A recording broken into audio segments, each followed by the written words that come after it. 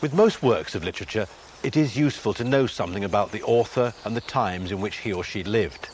This is not really true of the Odyssey. Later Greek sources give us a few not very useful scraps of information about the poet Homer, who wrote the Odyssey and the Iliad around 700 BC. 7 cities claimed Homer as their citizen, and he's said to have been blind, although the richness of his visual imagery renders this doubtful. Homer had the story and many of the lines of the Odyssey handed down to him by generations of oral poets. They told of the siege of Troy and the wanderings of heroes like Odysseus in the years between these events, occurring around 1200 BC. It so happens that we have an example of such an oral poet in Book 8 of the Odyssey, when a blind singer, Demodocus, tells us various tales. She reft him of his eyes, but she gave him the sweet singing art. Pothinus set a silver-studded chair out for him in the middle of the feasters, propping it against a tall column, and the herald hung the clear lyre on a peg placed over his head, and showed him how to reach up with his hands and take it down, and set beside him a table and a fine basket, and beside him a cup to drink whenever his spirit desired it. They put forth their hands to the good things that lay ready before them. But when they had put away their desire for eating and drinking, the muse stirred the singer to sing the famous actions of men on that venture, whose fame goes up into the wide heaven. Oral poets like Demodocus could be found at the beginning of this century in the former Yugoslavia, singing without the aid of any written notes poems as long as the Iliad or the Odyssey about events in the 14th century. Like the Odyssey, such poems contained repeated lines. Then the thoughtful Telemachus said to her in answer, and repeated phrases, dawn with her rosy fingers, and grey-eyed Athene, which the oral poet needs for the creation of his poem, recited in long sittings with few pauses or breaks. Like the Odyssey, such poems contained digressions and discrepancies, inevitable when poems of such length are sung without the opportunity to check for coherence or relevance.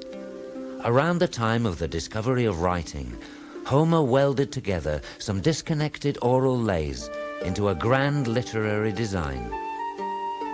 In dealing with such a poem, we should not be concerned with complicated symbolic patterns, nor should we concentrate on particular words or phrases. Such sophistication is not helpful in a poem that originated from an oral tradition and is in any case inappropriate for a work studied in translation from its original Greek. But we can and do appreciate Homer's artistic design and moral philosophy. Well, the Odyssey certainly comes from an oral tradition, which we can tell by some of the features of oral composition, such as the use of formulae, set phrases which occur whenever that essential idea has to be conveyed. We see this at the very small level of combinations of epithets and nouns, and we see it at the slightly larger level of typical scenes, which are repeated whenever a scene of that type has to be described, and we see it at a wider level in the use of typical themes, the disguised guest, the returning stranger, scenes of sacrifice, all that sort of thing. The Odyssey was divided into 24 books, corresponding to the 24 letters of the Greek alphabet, 400 years after its composition. This division is not the work of Homer, but is obviously convenient. We can note a more interesting division of the poem into 6 parts, each lasting 4 books. Homer was an entertainer. He had to produce a poem which would be gripping and would be new. The newest song is always best. That's what we're told in the Odyssey. And what's characteristic of Homer is that he always produces something which is surprising, different, original, even avant-garde. And when you look at the sorts of poems that must have been about in Homer's day, some of them were about the returns of heroes from Troy, the returns of all the heroes from Troy. What Homer did was to focus on the return of one particular hero and to build a whole lifestyle, a whole study of Greek culture around that single man. It was an inspiration. The Odyssey is not just a series of oral lays strung together. It is a great epic poem. An epic poem is a poem that deals with fundamental problems in human life and tries to find an answer to them. And it is a curious feature of almost all epic poems that they involve the journey or the quest. Virgil's Aeneid and Paradise Lost both involve journeys. And the journey or the quest, a successful journey in the case of the Odyssey, is a very suitable subject for an epic poem. In the first section, we hear of the adventures of Telemachus, Odysseus' son, unhappy in Ithaca because his father's kingdom and father's wife, Penelope, are at the mercy of a host of suitors. He goes in search of news of his father from Nestor and Menelaus, gaining wisdom and discretion as he proceeds. It may seem odd to begin in a comparatively minor key with Telemachus, although of course Odysseus is constantly mentioned, and the maturing of Telemachus will be paralleled by the growth of Odysseus in wisdom and understanding. The gods, particularly Athene, help Telemachus as they later help Odysseus. Indeed, the book opens with a council of the gods. Poseidon, god of the sea and arch-enemy of Odysseus, is absent. First among them to speak was the father of gods and mortals, for he was thinking in his heart of stately Aegisthus, whom Orestes, Agamemnon's far-famed son, had murdered. Remembering him, he spoke now before the immortals. "Oh, for shame! How the mortals put the blame upon us gods, for they say evils come from us. But it is they, rather, who by their own recklessness win sorrow beyond what is given, as now lately, beyond what was given, Aegisthus married the wife of Atreus' son and murdered him on his homecoming, though he knew it was sheer destruction, for we ourselves had told him, sending Hermes, the mighty watcher, Argifontes, not to kill the man, nor court his lady for marriage." The mention of Aegisthus is significant. Again and again we have references to a story parallel to that of Odysseus, but different. Agamemnon, unlike Odysseus, returned home after the Trojan War quickly and rashly. His wife, Clytemnestra, was, unlike Penelope, unfaithful, and with her suitor, Aegisthus conspired to murder him. In Book 5, we join Odysseus, who has been languishing for 7 years on Calypso's island. Such a life does not seem too frightful, but Odysseus, eager to return home and eager for action, is unhappy. Certainly Odysseus is mentioned in the very first word of the poem. The first word is man. "Tell me of the man" is the invocation to the muse, and yet we don't meet this man until 4 books later. This is the basic effect of retardation and the basic effect of expansion, which is the aesthetic on which Homeric epic poetry works. But also it allows us to see the gravity of the situation which Odysseus faces on his return. In the first 4 books we see the crisis that arises because Telemachus is now becoming a man and now has to do something about the situation of the suitors consuming his inheritance at Ithaca. The first 4 books are all about his son, and they immediately highlight for us that the poem is about how a whole family works, and that the relationship between Telemachus and Odysseus is absolutely central to the poem. Telemachus must learn how to enter a world of heroic values, must learn what it is to be an adult, must learn to speak in assemblies, must learn to become Odysseus. So spoke powerful Argifontes, and there he left her, while she, the queenly nymph, when she had been given the message from Zeus, set out searching after great-hearted Odysseus, and found him sitting on the seashore, and his eyes were never wiped dry of tears, and the sweet lifetime was draining out of him, as he wept for a way home, since the nymph was no longer pleasing to him.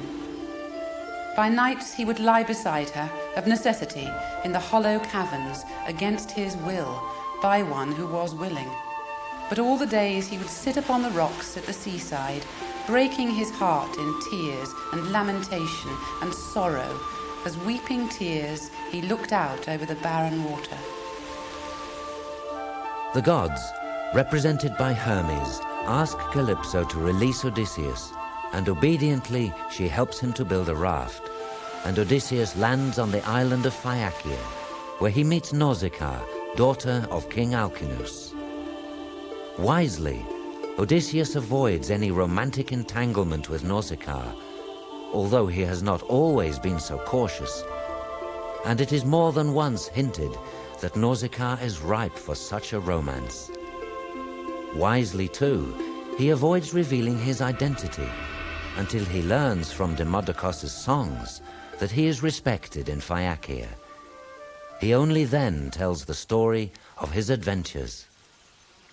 Odysseus' account of his previous adventures in books 9 to 12 forms the best known and most exciting part of the Odyssey.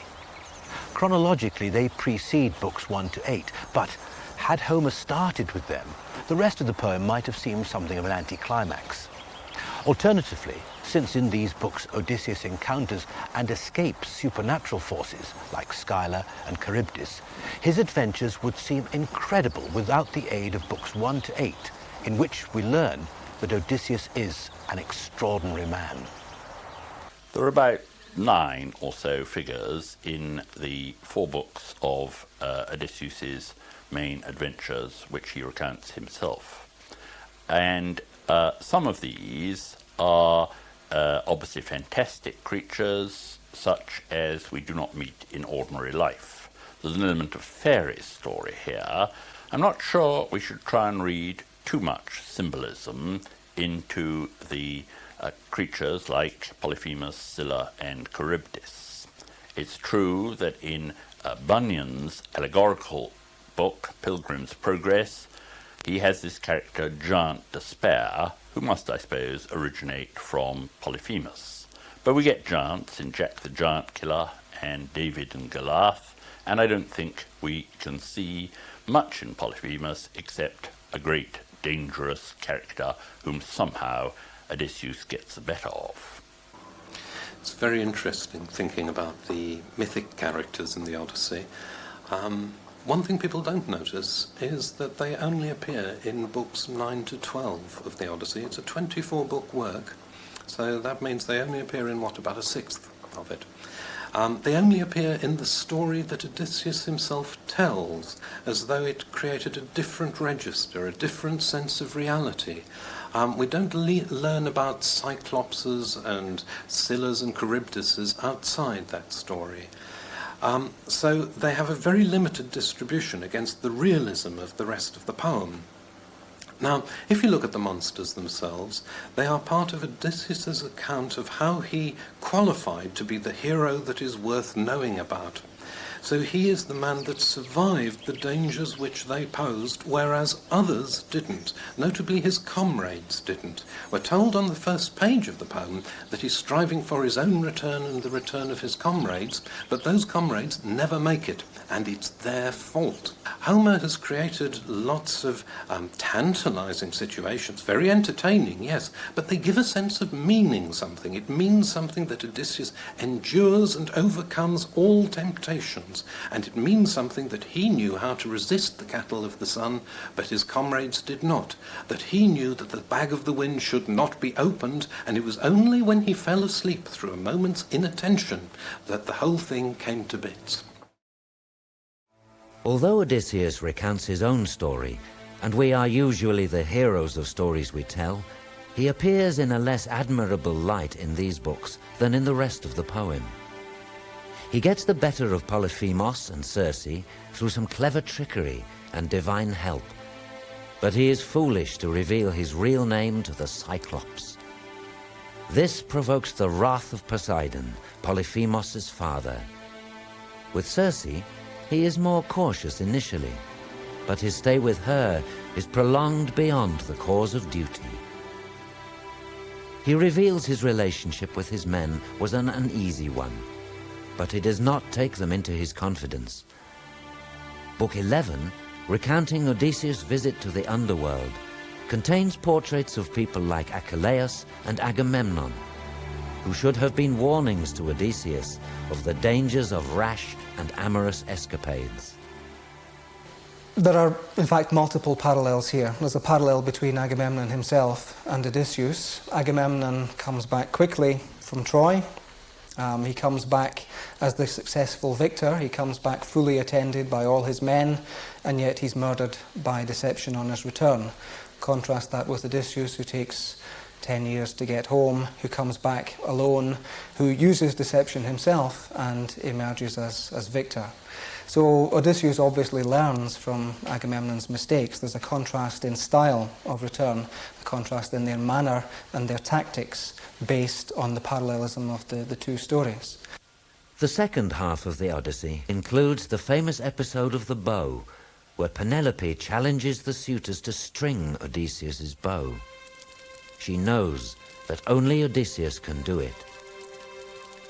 The moving scenes when Odysseus reveals himself first to his son in Book 16 and then to his wife in Book 23 are intimate and powerful. Both Telemachus and Penelope are cautious like Odysseus, and though initially skeptical, are eventually convinced. Their reunions are touching. Then in turn, long-suffering great Odysseus answered him, "No, I am not a god. Why liken me to the immortals? But I am your father, for whose sake you are always grieving as you look for violence from others and endure hardships." So he spoke and kissed his son, and the tears running down his cheeks splashed on the ground. Until now he was always unyielding. But Telemachus, for he did not yet believe that this was his father, spoke to him once again in answer, saying, "No, you are not Odysseus, my father, but some divinity beguiles me, so that I must grieve the more and be sorry." As well as the relationship between Odysseus and his wife, there's the relationship between Penelope and Telemachus, which is not an easy one at all, and it's not an easy one because of the absence of the father. The authority and status in the relationship between Telemachus and Penelope is not clear, not well defined. This is what the father is required for. When the father returns, we see that he enjoys a relationship with Penelope very different from that between Penelope and Telemachus. They're on the same wavelength, broadly. When Odysseus meets Nausicaa in Book 6, he tells her that the ideal between a man and his wife is like-mindedness. And this is very much what Penelope and Odysseus demonstrate. Penelope is an extraordinary figure. Penelope is held up for comparison against another woman in Greek mythology, Clytemnestra. Clytemnestra is celebrated for having slaughtered her husband Agamemnon and having been unfaithful to him. Odysseus meets Agamemnon in the underworld, and Agamemnon draws the comparison between Clytemnestra and Penelope, saying that all women are a bad thing, but there is Penelope. So he spoke, and her knees and the heart within her went slack as she recognized the clear proofs that Odysseus had given. But then she burst into tears and ran straight to him, throwing her arms around the neck of Odysseus, and kissed his head, saying, "Do not be angry with me, Odysseus, since beyond other men you have the most understanding. The gods granted us misery, in jealousy over the thought that we two, always together, should enjoy our youth, and then come to the threshold of old age. Then do not now be angry with me, nor blame me, because I did not greet you, as I do now, at first when I saw you." We can still see Homer operating with the original blocks of 4 books. In books 13 to 16, Odysseus returns to his homeland of Ithaca disguised as a beggar. In books 17 to 20, still in the guise of a beggar, he shows great skill and restraint in not identifying himself when insulted by the suitors and when he is recognized by his old acquaintances. Well, it fools Eumaeus, who's an old and trusted servant, and he certainly doesn't see through the disguise, and it fools Penelope herself, although there is a school of thought that Penelope secretly recognizes Odysseus, and this is also what one of the suitors themselves claims in Book 24, but there's no real evidence for a recognition which isn't explicitly signalled in the text. But of course, Argos the dog sees through the disguise, and he's overcome with joy at the return of his master and drops dead on the spot. And Eurycleia, the faithful old nurse, sees through the disguise. Okay, Odysseus is naked by this stage and he's being washed, but still, as well as the physical disguise of the rags, he's been made to look different by Athena as well. So you would think that she shouldn't recognise him, but she does. In books 21 to 24, we have the contest of the bow, its savage outcome with the murder of the suitors, and the reunion of Penelope and Odysseus are all shocking and tender respectively. Homer entices and thrills his audience after this magnificent climax, in the shape of the suitors going into the underground. Odysseus' reunion with his father, and mini-battle between his supporters and the friends of the suitors. The Odyssey is the first and greatest story of a successful quest, and should have ended when the hero, against all odds, had reached his goal. Odysseus is admirable, if not totally so. Brave, resourceful, cunning and determined. He makes mistakes, but is prepared to learn from them. We note, for instance, his control of his tiny force against the suitors, contrasting with his previous treatment of his men. Telemachus makes a mistake and leaves a door open, which reveals Penelope's deception of the suitors, and Odysseus wastes no time in recrimination. We note his brilliant mixture of planning and improvisation in turning the contest of the bow to his own advantage. He is, of course, helped by Athene, but it is sometimes difficult to distinguish between the goddess of wisdom and Odysseus' own quick wits as the source of his inspiration. As well as having a protectress in Athena, Odysseus has an enemy, a personal enemy in one of the gods, namely Poseidon. And this is for purely personal reasons, because of the fact that Odysseus blinded the son of Poseidon, Polyphemus the Cyclops. So he's constantly trying to frustrate Odysseus' return. Athena's constantly trying to promote his return. He has one divine enemy, one divine friend. The relationship of Athene and Odysseus is very interesting. It's very close. It's hard for us to define that closeness without importing some sort of, I suppose in a modern circumstance, you'd import some sort of sexual content to it. However, when you look at it, they behave like old pals, and the key moment is that moment in Book 13 when Athene is talking to Odysseus and reviling him for just having told her a pack of lies, and he realises at that moment that it was Athene, and of course protests that she hasn't helped him enough. An astonishing thing to say to your protecting divinity when finally it makes itself known. Now, it might seem that the help given by the gods, and particularly by Athene, rather detracts from the heroism of Odysseus. If he gets so much help, he is less of an independent character. But I don't think that's quite so, because Athene is, after all, the goddess of wisdom. And sometimes, in talking about inspiration from Athene, we get the impression that really Odysseus' own quick wits are what inspires him. And I think, in fact, we can read this book without too much worry about these gods coming heavily on and off the stage. We can read it just as a story of human ingenuity.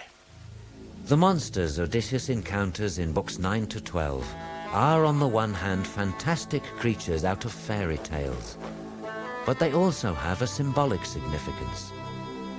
Circe, the Sirens, Scylla and Charybdis are all female and can be seen as temptations that beset Odysseus on his way. Scylla and Charybdis have of course become a proverbial expression for two equally difficult choices. As already shown, Odysseus is vulnerable to other women, although his infidelity with Circe and Calypso do not seem to be questioned. And then there is the power of some of the speeches. This extract is taken from the episode of the bow, where Penelope states the challenge. Hear me now, you haughty suitors, who have been using this house for incessant eating and drinking, though it belongs to a man who has been gone for a long time. Never have you been able to bring any other saying before me, but only your desire to make me your wife and marry me. But come, you suitors, since here is a prize set out before you, for I shall bring you the great bow of the godlike Odysseus. And the one who takes the bow in his hands, strings it with greatest ease, and sends an arrow clean through all the 12 axes, shall be the one I go away with, forsaking this house where I was a bride, a lovely place and full of good living. I think that even in my dreams I shall never forget. But the thought that one day it will be a pleasure to remember even the bad times on a journey is one to comfort travelers at all times. And then there is the sad lament of Achilles to the effect that all of his heroism is pointless now that he is dead. So I spoke, and he in turn said to me in answer, O shining Odysseus, never try to console me for dying. I would rather follow the plough as thrall to another man, one with no land allotted to him and not much to live on, than be a king over all the perished dead. The message of the Odyssey, that it is important to stay alive, is clearly a valuable one, rather different from the message of the Iliad, where heroism is so important. But the Odyssey, with its sense of fun and of excitement, does show us also that life is worth living. Experts on the Odyssey often point to the use of continuing themes in the poem. So, for instance, you're always coming across the theme of xenia, of guest friendship. And at first sight, it can be rather puzzling that there should be a theme to write a 24-book epic about how you treat strangers, how you should ask them questions when they've just had dinner, how it is impolite if you are a one-eyed monster to eat your guests, and even more impolite to eat them raw. And through all this theme and variations, all these different little situations, piece by piece, a whole story is built up of how society really works, how people can live together, what the real values are that bond people together. I'm not sure that it wants specifically to give us a message as such, but it is very much an exemplary sort of poem. Odysseus is an example to the audience and the readership of the poem. And he is so in a way which is rather different from the characters of the Iliad. He's an example of a type of heroism that relies on perseverance, symbolised by his clinging to this plank after he's shipwrecked. He holds on for dear life, and he always does throughout the poem. And also self-control is his other main characteristic. And the reason that he is persevering and self-controlled is that he wants to get home, and he wants to get home to his house and his wife. So marriage is a very, very important theme in the poem, and with marriage belong the other institutions of civilization. The Odyssey is a shining example of Greek epic, which has had a monumental effect on world literature throughout the ages. The central message of the Odyssey is that the trials and triumphs of the journey that test Odysseus' character and courage are defining experiences for him. As such, they become much more important than the reason for his trip or even his safe arrival home. From Beowulf to El Cid to the modern-day road movie, the epic quest or Odyssey of our heroes has been a focus for entertainment and self-discovery for every generation.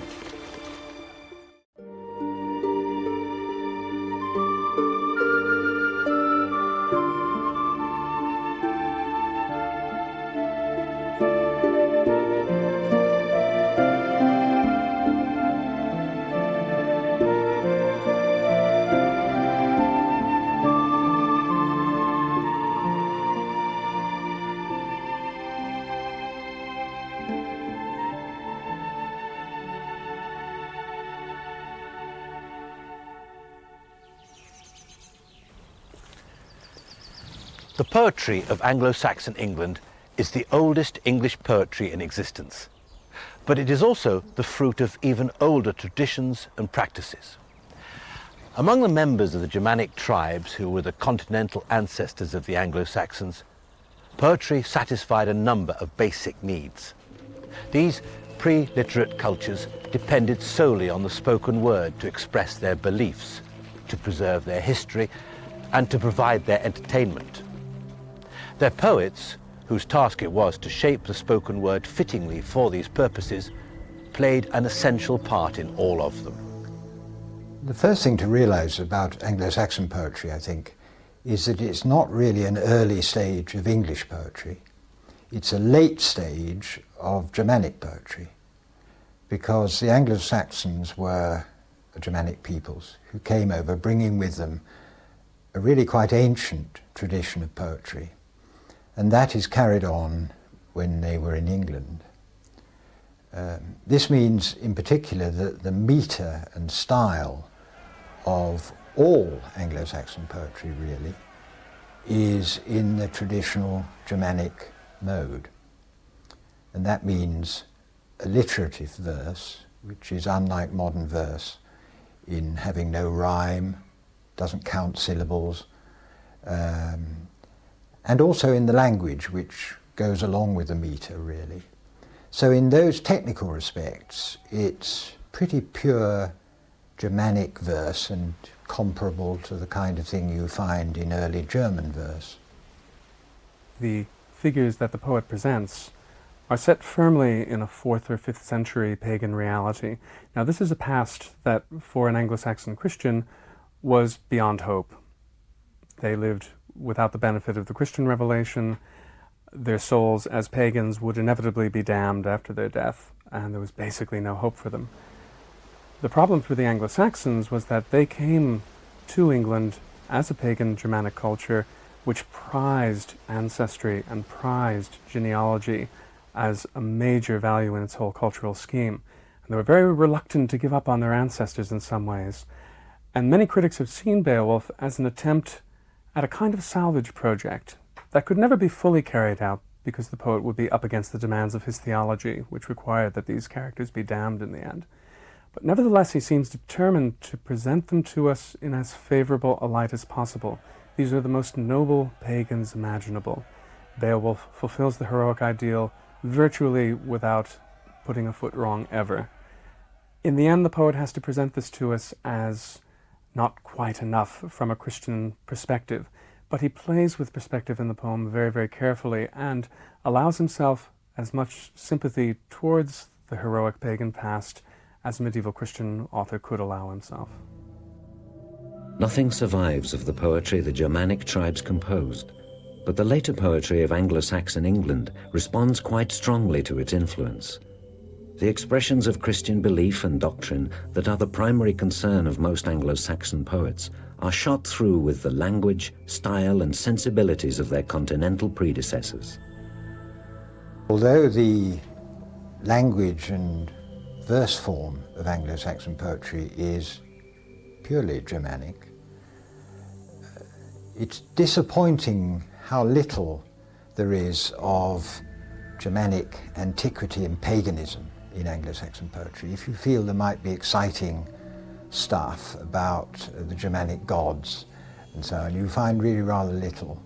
And most of what we know about Germanic religion, Woden and Thor and blood axes and so on, is derived not from Anglo-Saxon sources but from Scandinavian sources.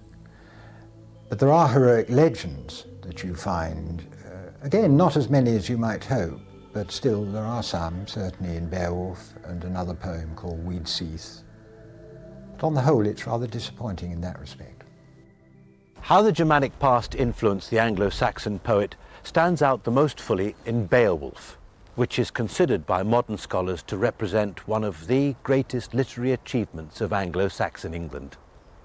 Beowulf is thought to have been composed between 700 and 750 AD, and is known to us because of a single surviving manuscript that dates back approximately to 1000 AD. One has to remember that there are only about 30,000 lines of Anglo-Saxon poetry surviving in only 4 manuscripts.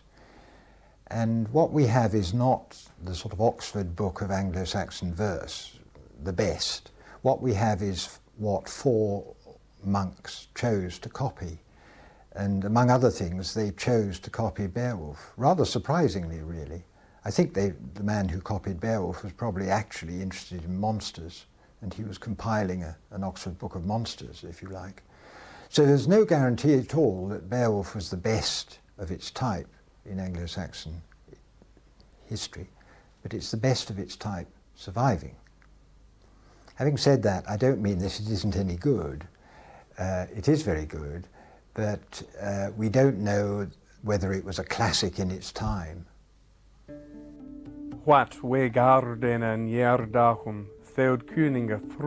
Listen, we've had word of the might of the Spear Danes, kings of the people in ancient days, how those princes performed deeds of great valour. From hosts of enemies, from many nations, did Shield Shaving often seize their mead hall benches, striking terror into their leaders, long after he first was found, a destitute foundling. He knew some comfort for that, growing great beneath the skies, thriving in worldly honours, until every neighbouring tribe across the sea was compelled to obey him and offer him tribute. That was a good king. The Shield Shaving mentioned here is not an English hero, but the legendary founder of a 5th century Danish dynasty, who is alluded to in a number of ancient Germanic legends. We know too little about the composition of Beowulf to understand exactly why the poet chose a Scandinavian setting for his great work. But the world he depicts in these opening lines is a pre-Christian Germanic world that haunts the verse of nearly every Anglo-Saxon poet whose work has survived. From the comparatively civilized times of the Beowulf poet, the early days were an age of stark contrast. The peace and mutual goodwill of the mead hall faced at every turn the threat of treason and violence. Violence of men, violence of nature, violence of monsters. The author of Beowulf uses material from the Germanic past for a number of reasons. First, to give a semi-realistic historical background to the poem. Although his character is a legendary monster killer, the poet is able to put him in a historical setting that would have a great deal of resonance for his immediate audience. Beyond that, the historical material provides a contrast with the legendary matter of Beowulf's own career. In this, it provides a human perspective on the superhuman excellence of Beowulf, where Beowulf's combats with Grendel's mother, and with the dragon are reasonably uncomplicated affairs morally. These are figures of supernatural evil whom Beowulf is entirely justified in killing as he does.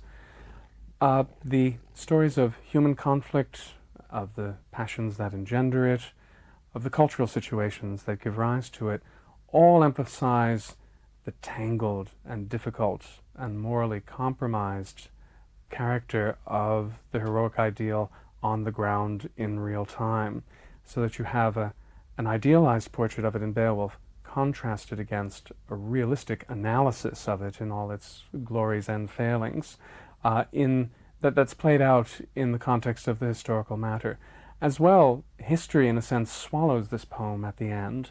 Beowulf dies thinking that the dragon hoard he's uncovered will be the salvation of his people, whereas various narrators in the wake of Beowulf's death let the audience know in no uncertain terms that Beowulf's death is an unmitigated disaster for his people. He's ruled them well for 50 years, and there is no one to replace him, and they are ringed with hostile peoples who will come swarming in for the kill in the wake of Beowulf's death, sooner or later. And these are the peoples that have been involved in the historical feuding with Beowulf's people, so that they are historical figures themselves and will come barging in on the poem like an unwelcome intrusion of reality into the slightly more unreal fairy tale aspect of the poem with its dragon-slaying hero. The reputation of Scyld and of every other leader who appears in Beowulf rests on their success as protectors of their people through wise government and martial prowess. The individual hero, such as Beowulf himself, demonstrates his worth by living up to the heroic ideal that informs most Germanic literature. This ideal demands that the truly worthy man be above all honest and loyal, true to his lord, and a keeper of all his promises. The author of Beowulf is drawn to what I call the edges of the heroic ideal in a number of ways. He tells quite a few stories along with the story of Beowulf. Modern critics refer to these as digressions, although they're generally linked very closely to the matter of the main tale. And in these, he presents us with persons and situations where the heroic ideal simply ceases to function for various reasons. Some of them involve simply bad kings who don't rule well. Some of them involve good kings who find themselves in nevertheless hopeless situations. The character of Hrothgar at the poem's opening is a classic example of this. The poet is very definite about his being a good king, yet he finds himself unable to defend his mead hall against the monsters who are haunting it. Those who fulfill the ideal receive its greatest blessings, honour and protection in the mead hall, and the rich gifts that their lord distributes with great ceremony to show his regard for his followers' loyalty. Well, I think Germanic poetry had always been inclined towards heroic subjects, and certainly the surviving Anglo-Saxon poetry has a lot of heroism in it, of two types really. There's a lot of what one might call Christian heroism. Treatments of saints, for example, represent them as heroes fighting in God's cause against the devil, against God's adversaries. And in The Dream of the Rood, Christ is represented very much in a heroic fashion. He strips himself for battle when he approaches the cross, for example. But the more obvious form of heroism to us is the heroism of ordinary men fighting enemies, and there's a good deal of that in Anglo-Saxon poetry. The poem called The Battle of Maldon, which comes from the very end of the Anglo-Saxon period, sometime in the 990s, getting on for 1066, is an example of that. It's a poem based on an actual battle between the men of Essex, who in those days were heroic, and the Vikings. And the leader of the Essex men, Byrhtnoth, is certainly conceived in a heroic vein, although he's also criticised for a sort of heroic rashness. And there is a sense here and in other Anglo-Saxon poems that heroes can get carried away and risk themselves and their followers unnecessarily simply out of their high heart. This is the heroic ideal in brief. It is explored and celebrated by the poets of Anglo-Saxon England, who enter into extreme circumstances to test the ideal. To help us understand Beowulf in context, it is important to look at other Anglo-Saxon poetry. The late 10th century poem known as the Battle of Maldon, for instance, celebrates a famous English defeat. A succession of English warriors give voice to the heroic ideal as they face the stark choice between death in battle and the coward's shame should they flee. Here shall they herdra, herde the kenra. Thought must be the sterner, heart the keener, spirit the higher, as our strength dwindles. Here lies our leader, cut down in death, that good man stretched out on the earth. Whoever thinks to flee now from this battle play shall lament it bitterly forever. Beowulf addresses the theme of exile in a number of different ways. Most prominently, in the case of the monsters, Grendel and his mother, who are the first on the scene in the poem, the poet describes them as descended from a race of giant beings who ultimately were descended from Cain, the first murderer. And God has exiled these because of Cain's sin in killing Abel. They're cosmic exiles, if you like, as figures of profound evil. At the end of the poem, Beowulf is fighting this dragon which has been guarding a hoard of ancient wealth.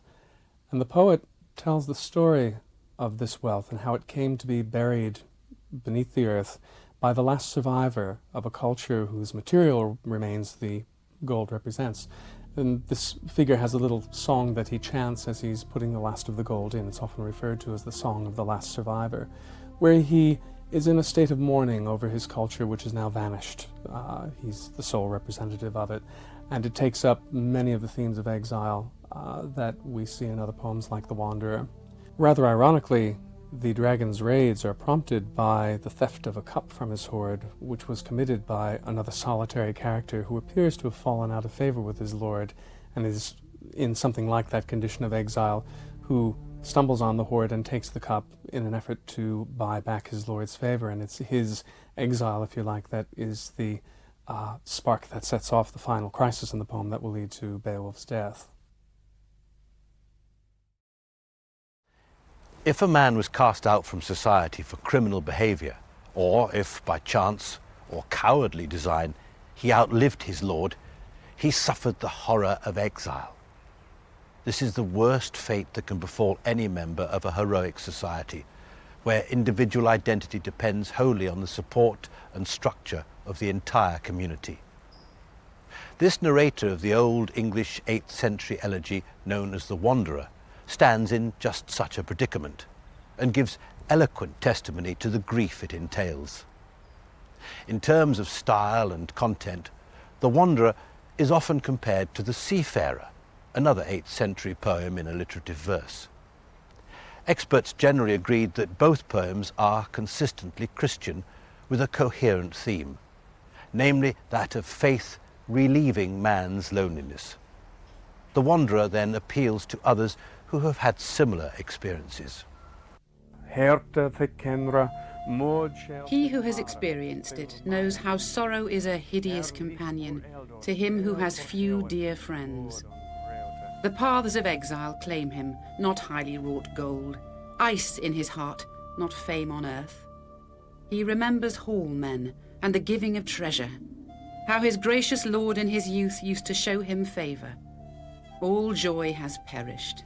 One of the pivotal moments in the history of Anglo-Saxon England was the coming of the mission led by St. Augustine of Canterbury in 597, which resulted in the eventual conversion of the Anglo-Saxons to Christianity. Some poets explored the mysteries of the new faith, using the images and ideals of the heroic tradition, depicting Christ as a successful warrior king.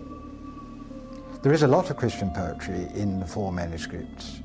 You've got to remember that those 4 manuscripts were written by monks, that is, they were copied by monks, and therefore they would favour Christian material, and they certainly did favour Christian material. There are versions of Bible stories, a poem called Genesis, another called Exodus. Actually, Genesis is a very interesting poem. There are also quite a lot of poems on saints' lives, Saint Juliana, and so on. The best of the Christian poems, and a very, very remarkable poem, is The Dream of the Rood, which is an account of, a sort of account, of the crucifixion of Christ in a very Germanicized way, really, in that Christ is represented as a hero conquering his enemies, and it's quite different from the sort of thing that one's accustomed to perhaps later, the suffering Christ and so on. The Dream of the Rood was one of the earliest poems, written before 750 AD, as carvings recorded from around this time suggest. It is generally regarded as one of the finest, most original, and perfectly constructed religious poems. The author of The Dream of the Rood, the poem that most strikingly blends heroic and Christian themes, creates an impossible paradox in heroic terms. But in Christian terms, he illuminates the central mystery of Christ's victory over death.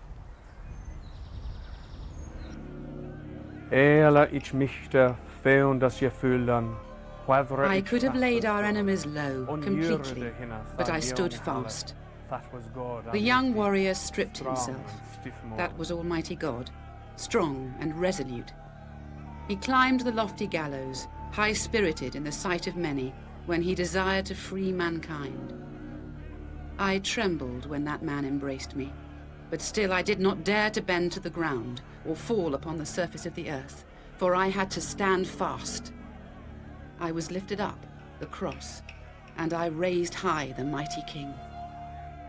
The cross is personified here and depicts itself as a loyal follower of its Lord Christ, whom it describes as a Germanic warrior advancing boldly to battle. Yet the cross's loyalty requires that it obey its Lord's command to stand fast and become the instrument of his death, a death which medieval Christian theology interpreted as actually being Christ's moment of triumph. From this perspective, the cross's loyalty serves its Lord's purpose after all. With this unnerving dislocation of the heroic ideal, the poet has taken an abstract theological concept and made it accessible. The Dream of the Rood views a Christian paradox through the lens of heroic ideals. Beowulf looks in the other direction. Its author regards his idealized hero from the vantage point of a Christian who feels every sympathy for the triumphs and tragedies of his pagan characters. Despite his sympathy, the Beowulf poet acknowledges the essential hopelessness of the heroic paradigm repeatedly throughout the poem. Here, he describes how Hrothgar, the descendant of Shildhaving, has built a magnificent mead hall, a material symbol of his culture's yearning for order and harmony.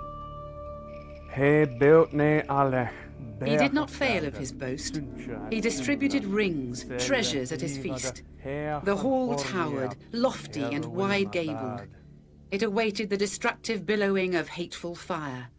It was not yet the time when the sword-hate of son-in-law and father-in-law should awaken in deadly enmity. Here it is the moment of triumph that contains the hidden seeds of disaster. The poet sees the new-built hall in all its glory as awaiting its eventual destruction in a feud between Hrothgar's people and those of his son-in-law, Ingelt. This was a well-known event in Germanic legend, the common stock of legend and history shared by the poet and his audience allows him to make this allusion to the fate of Hrothgar's hall with such economy. Many of the mead hall scenes in Beowulf involve a great deal of ritual and ceremony. These express the Anglo-Saxon author's ideal of a well-ordered society, and they involve rituals and ceremonies of address, of gift-giving, of the passing around of the mead cup, of course. And all of these help to cement the bonds and ties of loyalty and trust that underpin Anglo-Saxon society, at least as a literary ideal. Beyond this, we can see how the crises in the main narrative of Beowulf, the assaults of the monsters, both those of Grendel and his mother and those of the dragon at the end, are directed in the first instance at a mead hall. It's Hrothgar's mead hall that is haunted by Grendel and his mother and made uninhabitable by night, and it's Beowulf's own mead hall that is destroyed by the dragon in his first raids. And this represents the threat from the outside to that great good place, which is the sheltered space where all the ideals of heroic society can be fully realized. The poet also combines folklore and Christian tradition to give depth to his portrait of Beowulf's first two adversaries, the monster Grendel and his unnamed mother, who haunt Hrothgar's hall by night and devour any they find there. The Creator had banished him among the race of Cain. The everlasting Lord avenged that murder when he slew Abel. He had no joy from that assault, for the Lord exiled him far from the race of men for his crime. All sorts of unnatural progeny arose from him, evil spirits and elves and giants as well, who warred with God for many ages. He gave them their reward for that. It's a rather striking feature of Beowulf that the poem's hero, who over the course of a long career has many combats with human adversaries, that the poet never really focuses on those. The main narrative is involved with Beowulf's combats with the three monsters. And in the first instance, this does at least simplify the moral background. In all of the stories that the poet does have to tell about human conflict, of humans fighting humans, he focuses inevitably on situations where the heroic code has broken down, where human passions can no longer be contained, where there's a great deal of moral ambiguity, inevitably, in the rights and wrongs of what happens. So that in the first instance, focusing on Beowulf's monster fights simplifies the moral background. It gives Beowulf clearly evil adversaries against whom he must contend, and there's absolutely no question about that. What is interesting is, as Beowulf nears the end of his life, as he's approaching his fight with the dragon, memories of his career as an earthly warrior start crowding back in on him. He has long passages where he recalls his lord Heoloc's disastrous raid where Heoloc dies and Beowulf barely escapes, and many other events in the history of Beowulf's own people, the Geats, in their contentions with various human adversaries. And it's almost as though, as Beowulf is coming to his own end, he's beginning to be overwhelmed by the human dimension of the heroic ideal, which has been absent to a great extent from his main endeavors in his fights with the monsters. And again, this could be another way of the poet showing us, in the end, the inadequacy of the heroic ideal, even as excellently embodied as it was by his main character. The poet makes Grendel more than just a Germanic bogeyman. He is here given a lineage that goes back to Cain, the first murderer. There are also apocryphal traditions that identify the giants mentioned in the book of Genesis as the offspring of unions between earthly women and fallen angels. The poet was probably aware of these traditions, so he is here extending Grendel's horrific ancestry right back to God's original opponents, the fallen angels who rebelled against him in the deep past. From this perspective, the nightly visitations in Hrothgar's hall become skirmishes in the cosmic battle between good and evil that has gone on since before time itself. A battle which Anglo-Saxon Christians believed themselves to be engaged in as well. By having Beowulf triumph over such a creature as Grendel, the poet has paid him the highest compliment a medieval Christian author could offer a pagan hero. It's no good pretending that everyone can enjoy Anglo-Saxon poetry.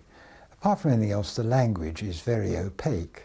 If I recite to you the opening lines of Beowulf, you'll see what I mean.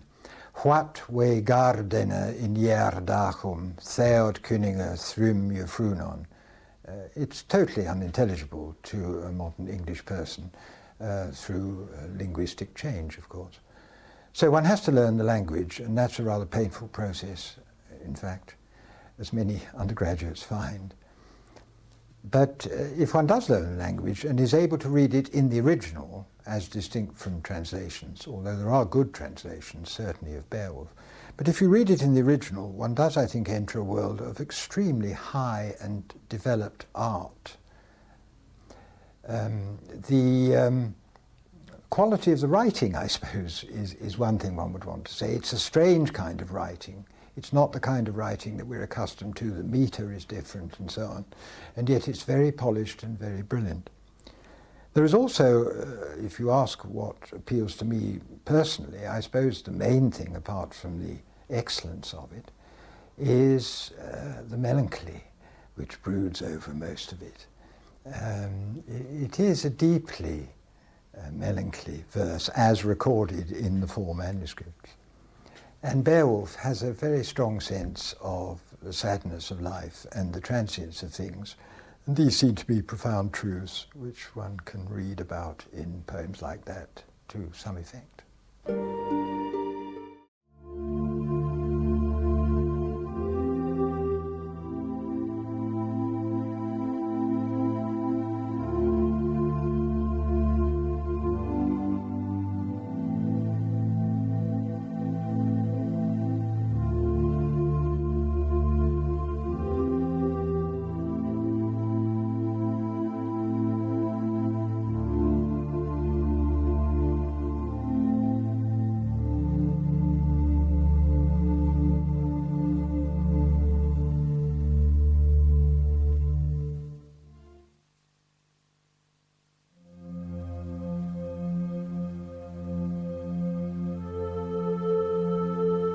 The Divine Comedy is the greatest epic poem of the Middle Ages. It was written by Dante Alighieri, known to millions as Dante. Two things make it unique. It is the first major work to be written in Italian rather than Latin, and Dante places himself as the main character in the poem, drawing on his own experiences to take us on a journey through despair, revelation, and repentance towards ultimate salvation. Set during the Easter of 1300, the Divine Comedy was originally called the Commedia, the common name for a work that finished with a happy ending, as opposed to the tragedia or tragedies of Roman and Greek literature.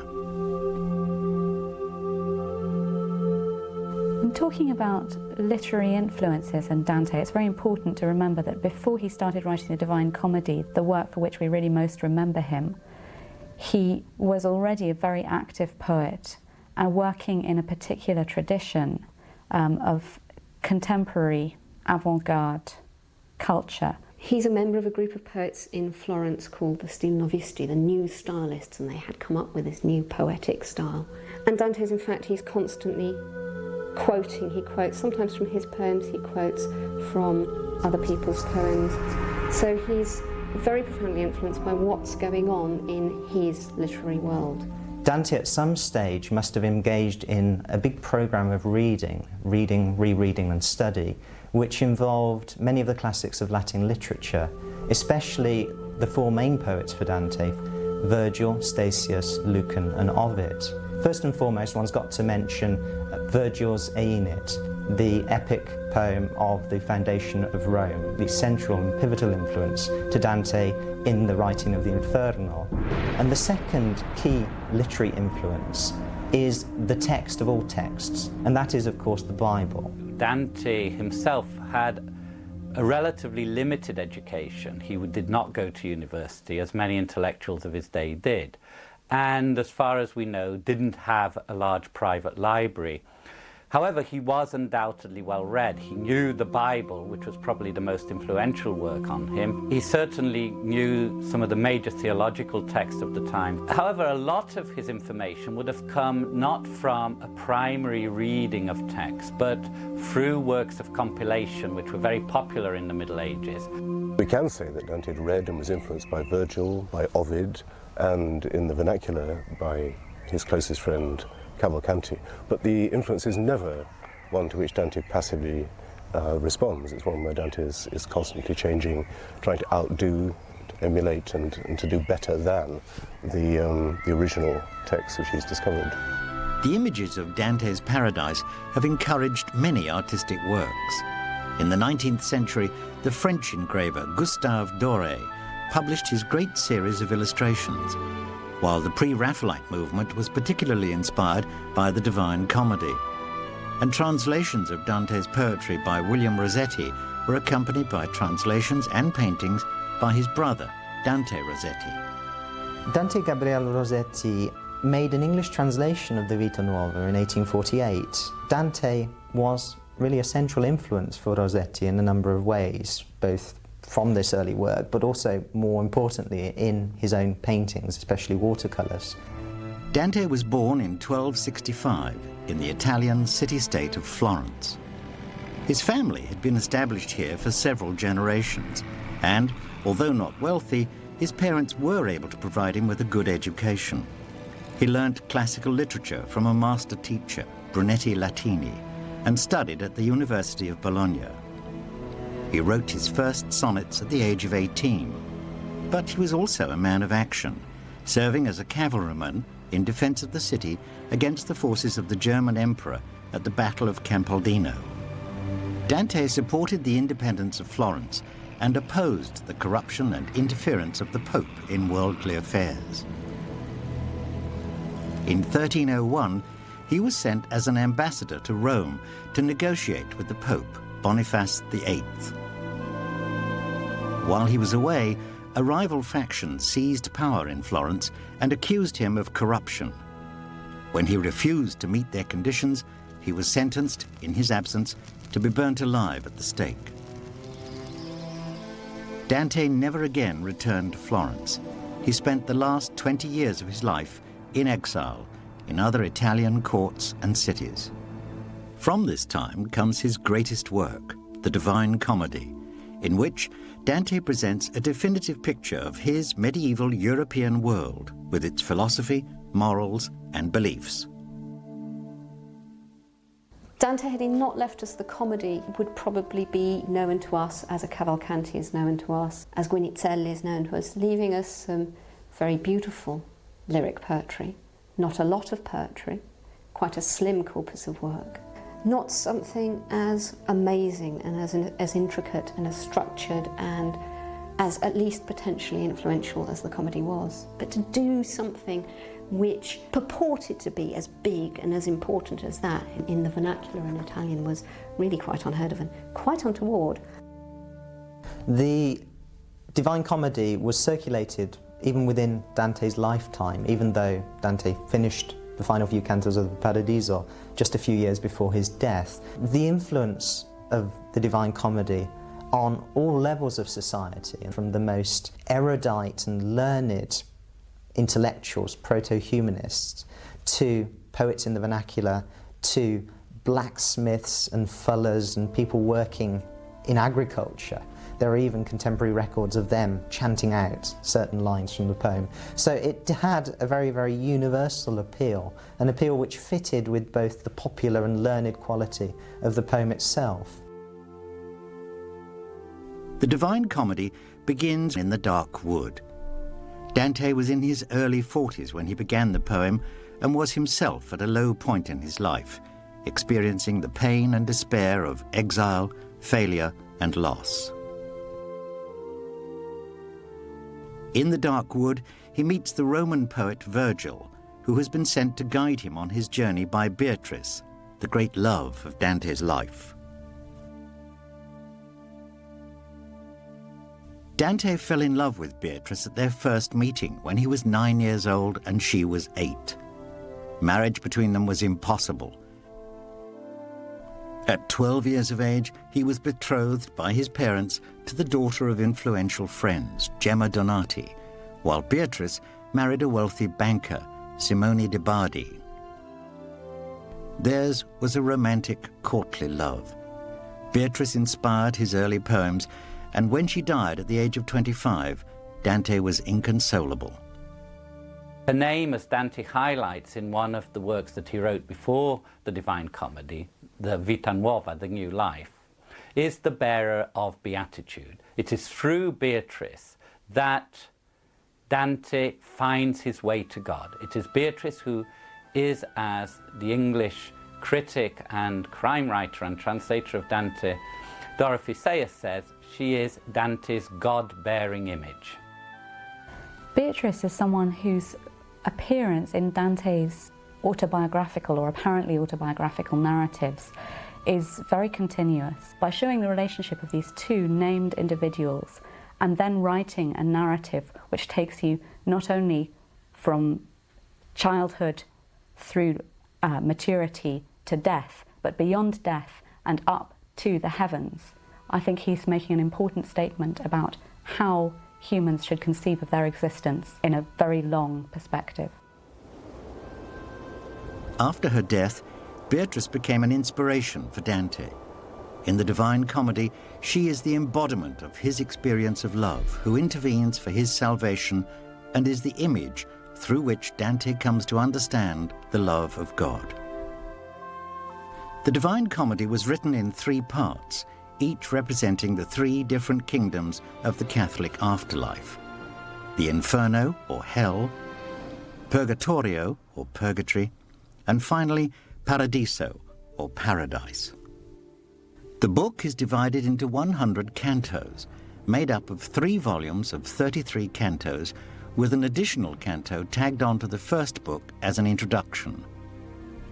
It's in the first canto that the 3 regions of Dante's hell are identified as the leopard or panther of self-indulgent sin, the lion of violent sin, and the she-wolf of malicious sin.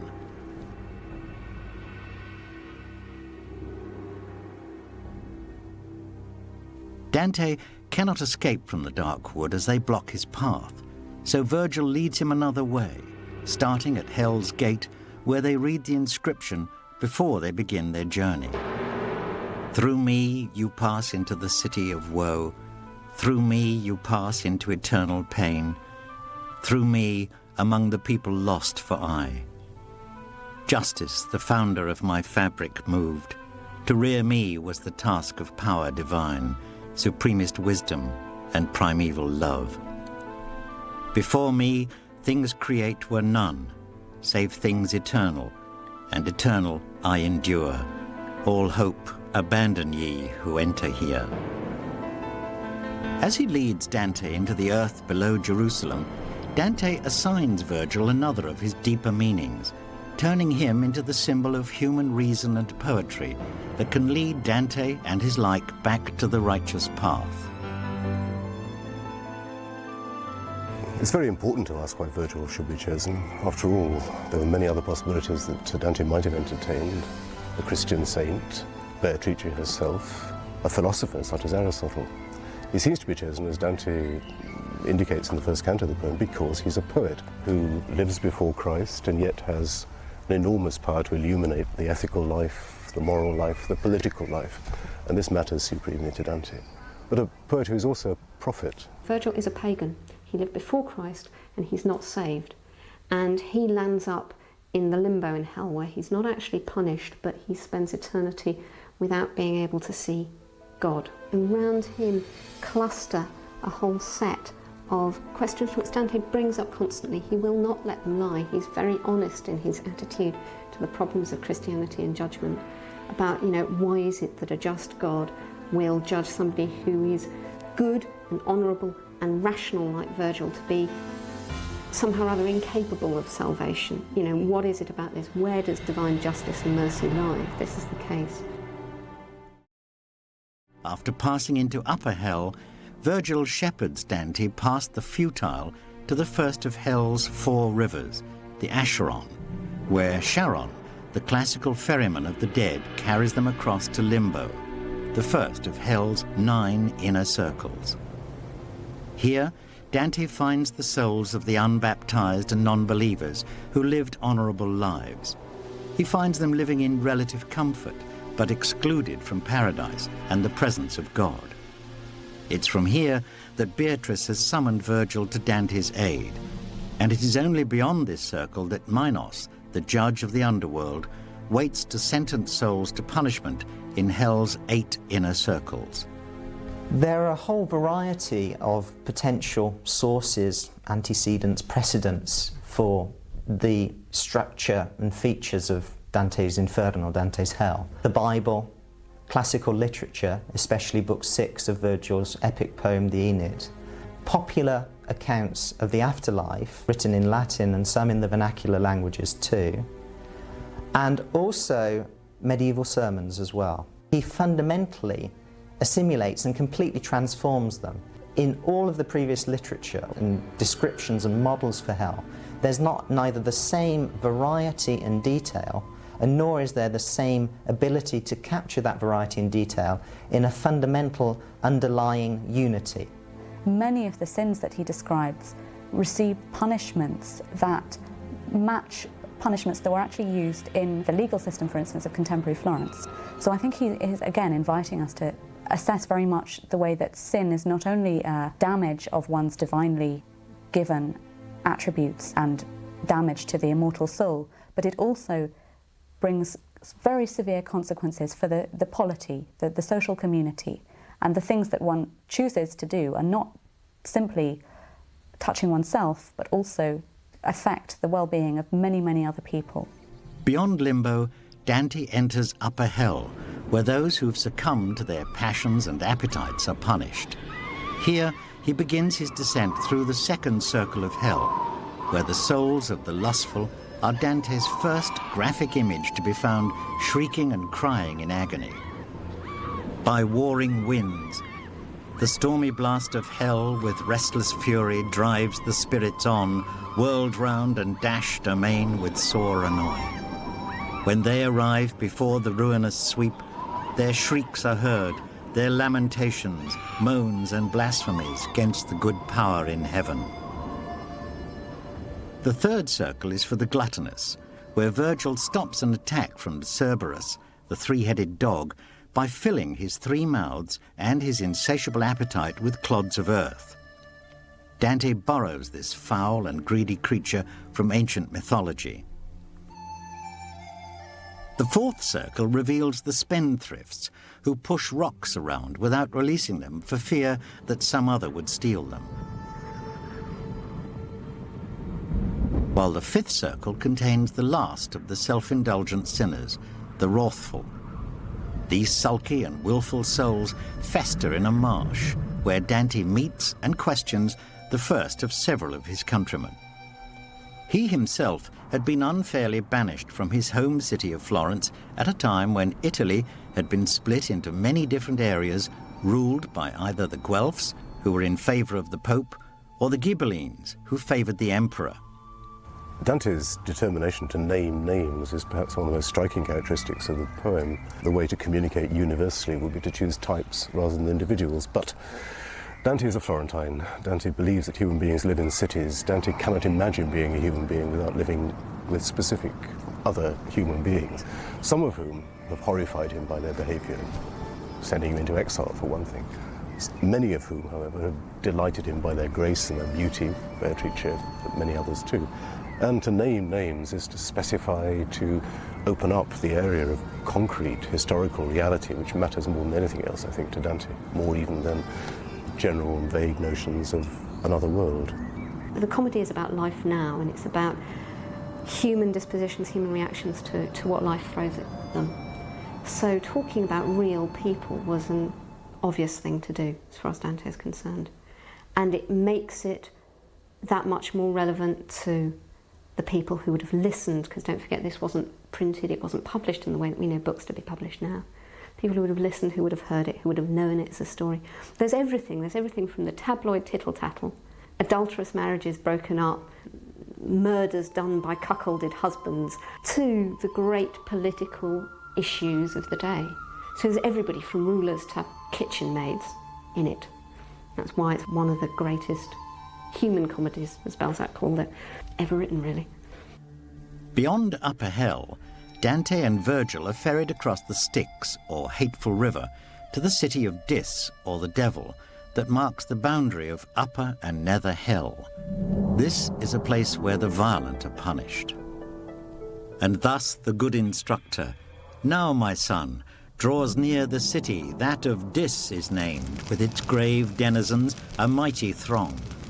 I, thus, the minarets already, sir, their certes in the valley I descried, gleaming vermilion as if they from fire had issued." He replied, "Eternal fire that inward burns shows them with ruddy flame illumed, as in this nether hell thou seest." Once within the city walls, they enter the sixth circle, Nether Hell, the hell that Dante has reserved for greater crimes. Here, they discover the tombs of the heretics that burn with fierce flames. You don't have to look very hard to start to find references, right, left and centre, to the Inferno, rock groups, Divine Comedy. Films like Seven, for instance, where the Divine Comedy is mentioned. In fact, hell is mentioned specifically. Dante has mapped hell for us. But in films like Seven, that map's used by people who don't really know how to read the map. Dante, before any of the sort of zombie movies, invents zombies. Right at the bottom of hell, you get traitors who are so horrendous as people that before they die, their souls are in hell and their bodies are in possession of a demon. But very few people know that he has. They don't know the episodes, and they still less know what Dante might be doing with that structure, with that idea as a figure for, as an illustration of what it is to fail totally in being a human being. To fail in using your intellect, as Dante would call it, your rationality. And Dante is very, very clear that you are a free agent, a free moral agent, and it is your responsibility to choose and to do and to know. The seventh circle of hell is divided into 3 rings, and once again Dante graphically describes the first of these. It is the punishment of the murderers who are found in Phlegethon, the river of blood. The faithful escort by our side, along the border of the crimson seething flood, whence from those steeped within loud shrieks arose. Some there I marked, as high as to their brow immersed, of whom the mighty Centaur thus. These are the souls of tyrants, who were given to blood and rapine. Here they wail aloud their merciless wrongs. Here Alexander dwells, and Dionysius fell. The second of the rings contains the suicides, while the third is reserved for a greater crime, those who have been violent against nature and God. Here, Dante describes an arid wilderness of desert and wandering souls that suffers under a perpetual rain of fire.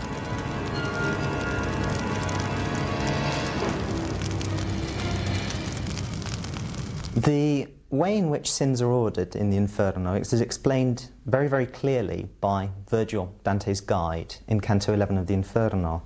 And the ordering of these sins rests largely upon an Aristotelian framework, so not actually a Christian framework.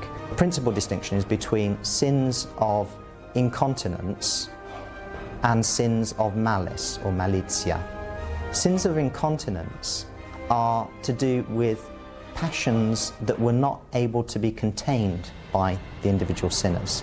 So lust, gluttony, avarice and prodigality, and anger. Sins of malice, by contrast, are sins that involve the intellect at some level. They involve some kind of perversion of human reason or human intellect, because their ultimate aim is to cause injury to others, injuria to others. By choosing an unconventional and surprising layout of sin, in which, for instance, flattery is among the lowest sins, where lust is one of the first that you meet, I think he invites us to reflect very seriously on what the tools by which we live are, how it is that we order our relationships with other people, with the world, and how it is that we think about ourselves and control our own existences. Dante calls the eighth circle of hell the Malbauge, or the circle of fraud simple, and he divides it up into 10 bauges. He and Virgil descend its steep slopes along a bridge that leads them as far as the 6th bauge. On the way, he encounters the panderers and seducers, the flatterers and simoniacs that stole from the church, the sorcerers and the berators, all of who have their penance to pay. The 7th bauge reveals the punishment of the thieves. Their punishment for taking possession of others' things is the loss of their own bodies. We learn of their fate in one of Dante's most gruesome and famous descriptions. But as I looked towards them, lo, a serpent with 6 feet springs forth on one, and fastens full upon him. His midmost grasped the belly, a forefoot seized on each arm, while deep in either cheek he fleshed his fangs. The hinder on the thighs was spread, twixt which the tail inserted curled upon the reins behind. Ivy near clasped a doddered oak, as round the other's limbs the hideous monster intertwined his own. Then, as they both had been of burning wax, each melted into the other, mingling hues. That which was either now was seen no more.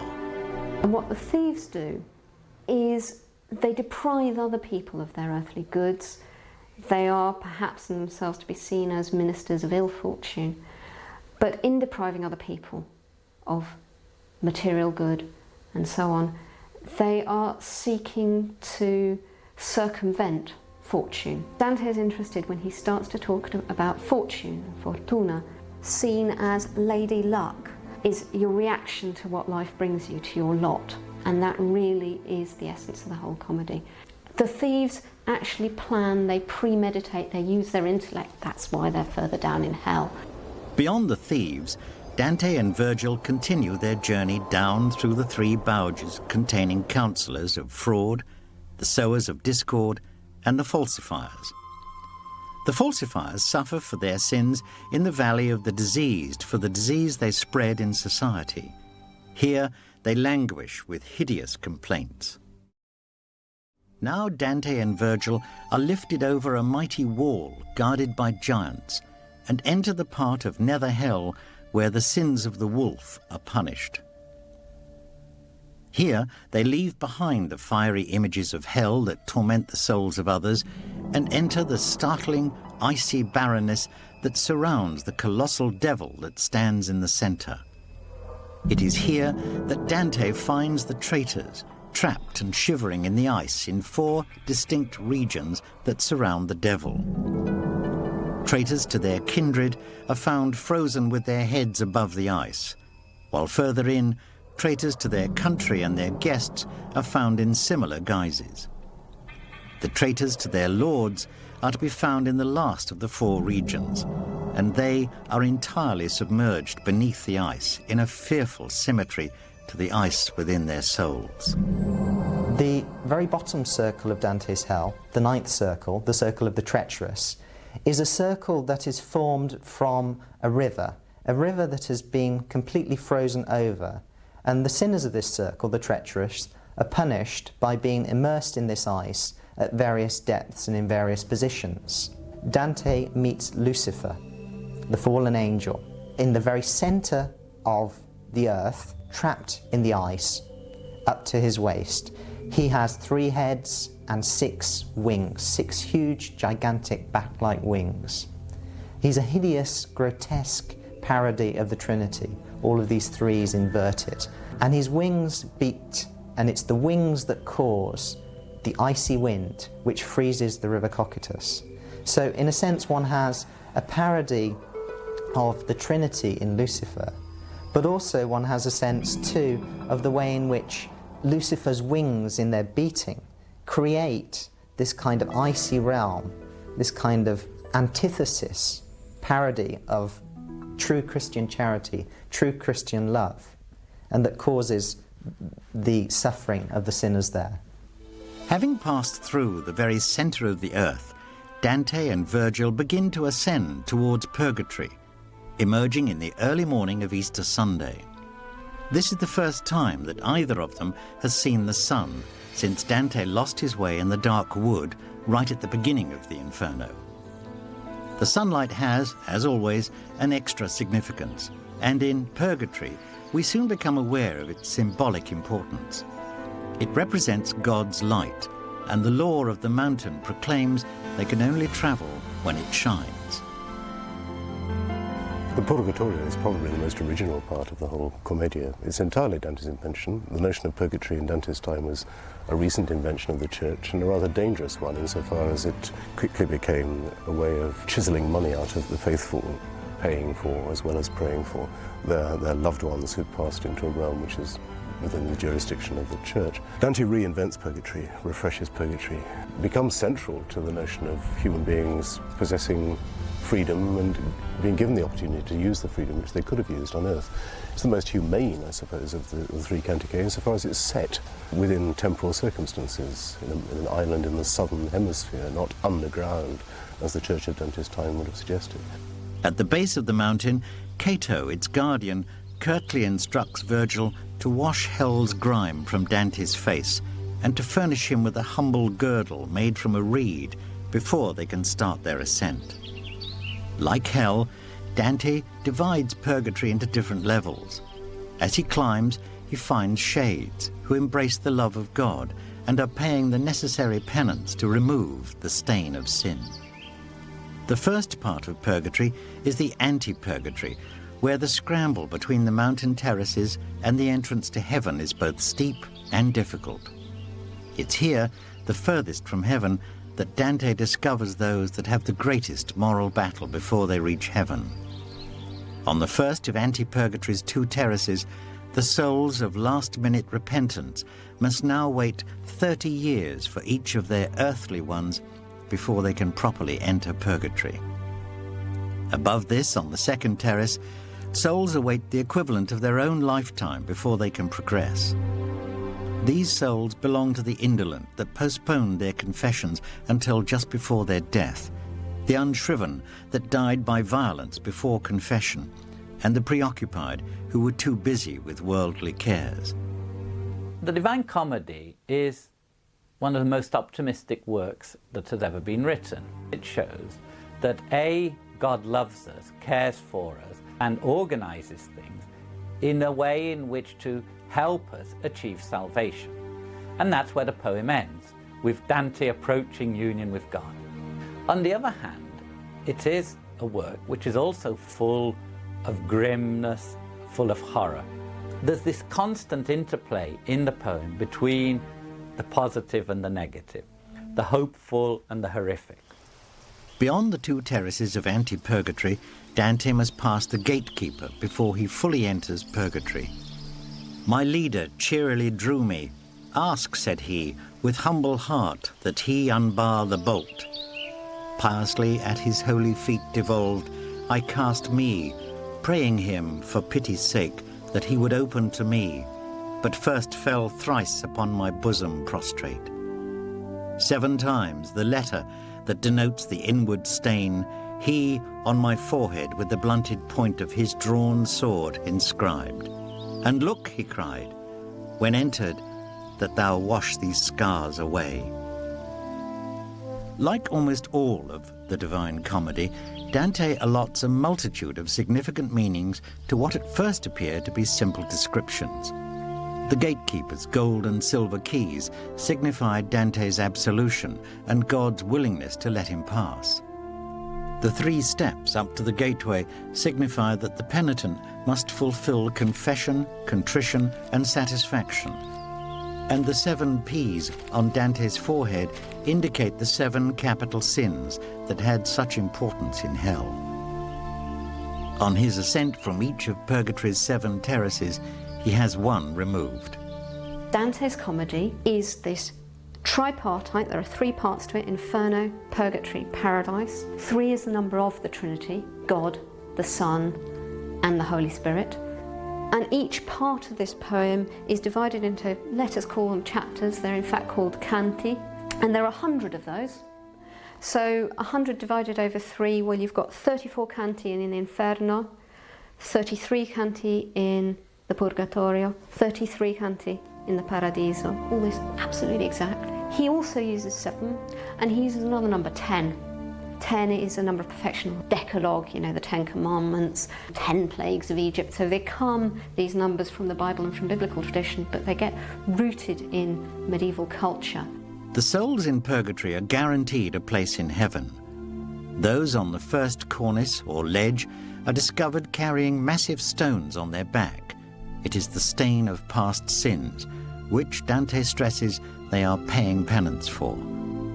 Unlike the circles of hell, the cornices of purgatory each represent one of the 7 deadly sins, and the penances fit accordingly.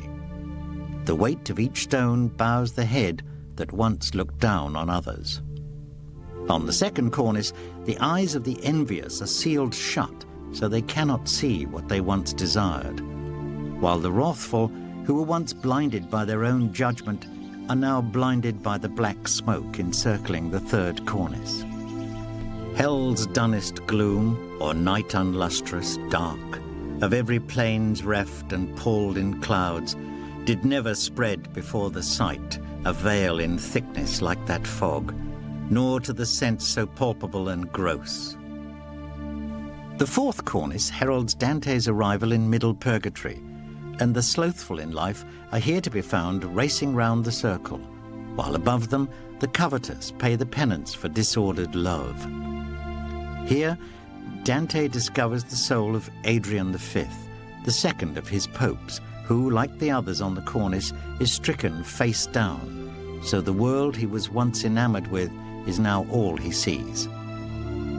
The Divine Comedy has been interpreted by some readers as a text that is anti-religious, but this is not so. Dante's grievance is directed at the papacy alone. Like many people of his time, he believed that the Pope was corrupt. It was said that Pope Boniface had a tube installed into his predecessor's bedroom, through which he pretended he was the voice of the Holy Ghost to deceive him and speed his departure. More disturbingly, a story tells how he arranged a banquet for a nephew who was infatuated with a lady. Boniface deliberately arranged the seating so that the lady was sat in front of a doorway, and as the banquet got underway, she was pulled into another room and raped. The popes of this time were perceived as greedy, petty men, leading the church in the wrong direction and giving a bad example to the Christians that they were supposed to guide. This is how Dante portrays them in the comedy, where they're condemned from the beginning of hell to the summit of paradise. The church in Dante's time was not only a religious institution, but one that had important political power and which was jostling to assert its capacity to act in the realm of day-to-day politics, and was embroiled in various controversies of a legal, political, military nature. Dante himself, like St. Francis, another important leader earlier in the century, felt that the church's political involvement was contaminating its purity, reducing it to the level of any political institution which one might wish to oppose and expose as fallible. The sixth level of purgatory is where the emaciated bodies of the gluttonous are starved within sight of plenty. The final level of Dante's purgatory is made up by the lustful. These souls find themselves in the traditional fire, an image of lust and excess used to purify their souls. Leaving the lustful, Dante and Virgil encounter the angel of chastity, who tells them they can go no further without themselves passing through the flames. Dante hesitates, but Virgil persuades him. Passing through the flames, they climb until they reach the summit. Here, Virgil tells Dante he no longer needs his guidance. Dante now finds himself in the Garden of Eden, where he is reunited with Beatrice and Virgil disappears. Entering paradise, Dante is greeted with two pageants that are to show the history of the church. The pageants are a carefully crafted exercise in allegorical meaning in which Beatrice takes a primary role. The details of the interpretation have been argued over by many literary scholars, and the numerous translations have led to different interpretations. The poet and artist William Blake provided annotations to Dante's work, and also produced a series of pictures, one of which illustrates the beauty of the pageant which mythical beast and redeemed souls enact. The composer, Franz Liszt, also wrote the Dante Symphony in dedication to the great man. Dante's immediate impact was perhaps rather curious. His immediate successors, such as Boccaccio and Petrarch, read him, admired the enormous achievement, but were in a way, I think, overawed by it. And indeed, for several centuries, Petrarch was perhaps a great deal more influential than Dante himself, certainly throughout the Renaissance. And it's within the 19th and particularly the 20th century that Dante begins to be recovered as the most central man, in some sense, as Ruskin puts it, in the European culture. Dante now begins his ascent into paradise, the last of the three kingdoms, in the company of Beatrice. It's she who explains to him that he has now left the world and worldly needs behind him. This symbol of transcending love explains that they are no longer ruled by the nature of earthly science, but a godly one. Thou art not on the earth as thou believest, for lightning scaped from its own proper place near ran as thou hast hither now returned. Dante's heaven mirrored the popularity of hell with Dante's readership. It is deliberately unlike the other kingdoms. Here, there are no punishments or penances to be distributed. It is a paradise where the love of God is emanated to all. As Dante ascends through the different rings of heaven, he always tells us of the increase in Beatrice's beauty, and that the closer he is to God, the greater the beauty becomes. Like purgatory and hell before it, Dante's paradise is built up out of a numeric design. 10 levels are ascended in turn, the first 7 of which are planetary heavens arranged in accord with the astrological beliefs of Dante's time. Astronomy plays a very important role in Dante's conception of the afterlife, because Dante bases his vision of paradise upon one of the dominant astronomical models of the universe current at his time, the so-called Ptolemaic system, which has the Earth at its center, and then the different heavens, the Moon, Mercury, etc., circling around it, which is obviously very different from the view of the universe that we have nowadays. At the beginning of the 14th century, keen astrologers like Dante still believed in the Greek astrological system that worked on the principle that the Earth was the center of the universe, and everything else revolved around it in a complex series of movements. In this universe, the order of the planets swapped the position of the Earth with the Sun and placed the Moon between the Earth and Mercury, the first of the real planets. It is along this route that Dante is taken, and at each of these 7 planets he meets and questions the manifestations of the spirits that have ascended into heaven.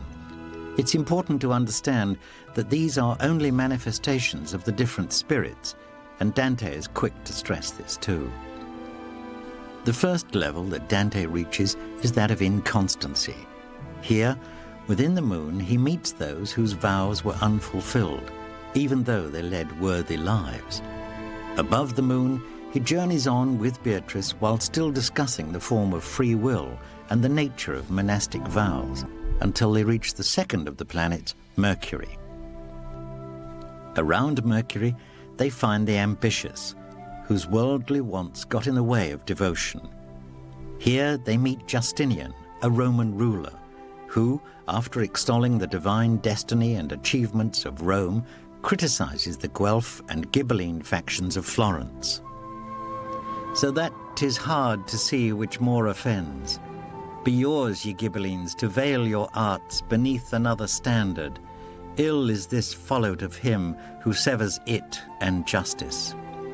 And let not with his Guelphs the new-crowned Charles assail it, but those talons hold in dread which from a lion of more lofty port have rent the easing.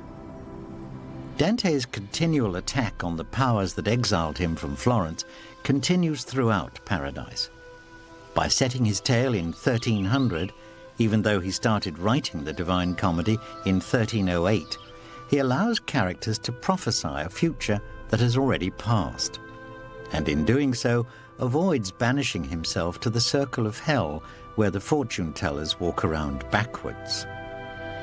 In the next realm of heaven, the realm of the planet Venus and ancient idolatry, he meets more souls who drop out of the universal dance and the universal song that encircles him. Once again, when he looks upon Beatrice, her beauty appears to have grown, and everything around him appears to do so as he gets ever closer to the center of the realms. Going through the spheres of heaven is to go through Dante's idea of interplanetary space, and this is space travel, this is travel in space and time. What Dante does with heaven is he takes ideas that are perhaps first voiced in the Gospels. You know, my Father's house is a house of many mansions. One might say today it's a house of many rooms. Christ is talking about paradise. There's room for loads of different individuals and loads of different characters and lifestyles. Dante's heaven, dependent as it is upon his description of the spheres, upon his astronomy, also enables him to talk about individuals as they are, and yet to reconcile that with a oneness with God, a God who's outside space and time, which is actually where reality lies, where these souls are when they're not representing themselves to Dante. The fourth realm is the realm of the sun. Having replaced the earth in the medieval order of astronomy, it now plays host to the first realm free from the earth's shadow, as is the realm of the prudent. Beyond this, there are the realms of Mars, where they discover fortitude, the realm of Jupiter and justice, and at Saturn, the last of the planetary realms is temperance, the realm of moderation. When he reaches the eighth realm, the realm of the stellar heaven, Dante once again speaks to manifested souls, and to show how far and how high he has come, he speaks to the apostles, and St. Peter glows red with anger as he continues Dante's attack on Pope Boniface. When thus I heard, "Wonder not if my hue be changed, for while I speak, these shalt see all in like manner change with me. My place he who usurps on earth my place, I, mine, which in the presence of the Son of God is void. The same hath made my cemetery a common sewer of puddle and of blood. The more below his triumph who from hence malignant fell. Dante is taken to the 9th realm, where the angels are manifested. Passing on with awe, he is shown the 10th realm called the Empyrean, and it's here that he at last sees all of the heavenly souls together. After seeing their manifestations in the series of different realms allotted to them, here Beatrice joins with them, and he sees the true light of their souls before he is overwhelmed by the light of God. Of sovereign light, thenceforward what I saw was not for words to speak, nor memory's self to stand against such outrage on her skill. As one who from a dream awakened straight, all he hath seen forgets, yet still retains impression of the feeling in his dream. E'en such am I, for all the vision dies, as 'twere away, and yet the sense of sweet that sprang from it still trickles in my heart. The final image that Dante gives us of paradise is one of unfathomable love. It is here that he makes his grandest distinction between the kingdoms of the dead and leaves the reader behind, telling us of his duty to record all of what we have read. The poetry of paradise is more subtle and less graphic than the Inferno, but no less respected. Dante's poetry has impressed and influenced other poets from Chaucer to Milton. The poetry of T.S. Eliot has been closely linked with Dante's comedy, and Eliot's poem, The Wasteland, borrows many of its characters directly from the Inferno. Poets, T.S. Eliot, Samuel Beckett, and many, many others have seen in Dante clarity of thought, precision of image as being the dominant features. But it's not simply poets, visual artists, people such as Tom Phillips and Peter Greenaway in his version of the Inferno, the TV Dante, sculptors, Japanese sculptors that one can think of who've set themselves to depict it, following in the footsteps of the French sculptor Rodin, for example, whose Gates of Hell and The Thinker, the famous Thinker, are in fact depictions of the Inferno. I think one of the most natural reactions is not simply to think medieval, but to think dance, or to think visuals, or to think moving sculptures. And one's very confident that this will be the future that Dante has in contemporaries beyond our own contemporaries. It took Dante almost 13 years to finish the Divine Comedy, and in the writing of it, he crafted a story that has been read and reread all over the world. No other work or poet can claim 6.5 centuries of inspiration or a continuing emulation in the pages of novel writers today. It was immediately recognised that the Divine Comedy was a huge poetic achievement. It was controversial because it dabbled in the realm of theology and indeed of politics by its enormous cast of historical characters and its audacity in describing the afterlife, which might be conceived as being the exclusive realm of the church. Dante brings together different literary traditions, and in doing so challenges the way in which people had written before him. Dante didn't write a large number of works, or at least not a large body of works has come down to us, and there isn't really any evidence to suggest that works have become lost. And there's a lot of agreement that it's very hard to find a word out of place in Dante. His ability to capture the utmost variety in a unified, completely intricately conceived architecture, to use a vernacular Tuscan dialect, to develop it, to make it do new things, to make it analyse both the very depths of sin and the very upper reaches of beatitude. All of these kinds of achievements are fundamentally Dantean. It's not fundamentally about the afterlife, it is about what you do with the choices that you're given, how you react with what life throws at you. And it's the pictures of the psychological mindsets, the positions that people allow themselves to get into, which make it both so fascinating and so frightening, because it is Dante's journey, but it's a journey that he undertakes as a pilgrim, and it's a journey that you as a reader undertake as a pilgrim.